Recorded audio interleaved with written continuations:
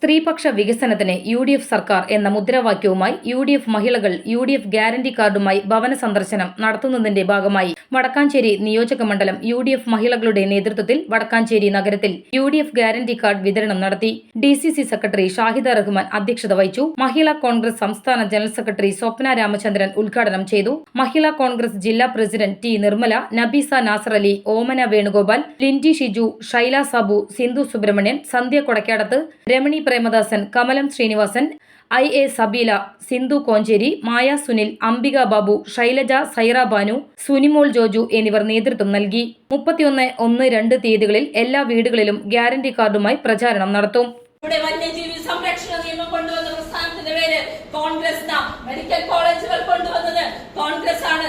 AIIMS കൊണ്ടുവന്നത് കോൺഗ്രസ് ആണ്. തിരുവനന്തപുരം വിമാനത്താവളത്തിന് നേതൃത്വം കൊടുത്തത് കോൺഗ്രസ് ആണ്. നെടുമ്പാശ്ശേരി വിമാനത്താവളം കോൺഗ്രസ് ആണ്. കണ്ണൂർ വിമാനത്താവളം കോൺഗ്രസ് ആണ്. വിഴിഞ്ഞം പോർട്ട് കോൺഗ്രസ് ആണ്. കൊച്ചി മെട്രോ കോൺഗ്രസ് ആണ്.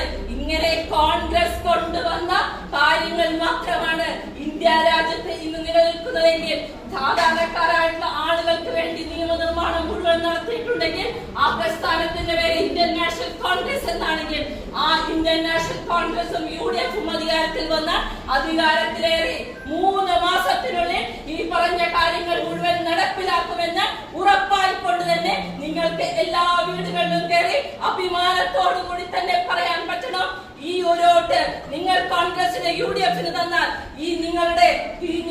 നിങ്ങൾക്ക് സമാധാനമായിട്ട് ജീവിക്കാം എന്നുള്ളത് മാത്രമല്ല, ഈ കേരളം ഇന്ന് കാണുന്ന അവസ്ഥയിൽ തന്നെ നിലനിന്ന് പോകാനായിട്ട് സാധിക്കുമെന്ന് ഉറപ്പാണ് എന്ന് പറഞ്ഞുകൊണ്ട് ഈ ന്യായക്കാർഡുമായി നിങ്ങൾ ഓരോരുത്തരും വൈശാഖായി മാറിക്കൊണ്ട് വീടുകളിലേക്ക് കയറണമെന്ന് മാത്രം പറഞ്ഞുകൊണ്ട് ഈ പരിപാടി ഔദ്യോഗികമായിട്ട് ഉദ്ഘാടനം ചെയ്യുന്നു.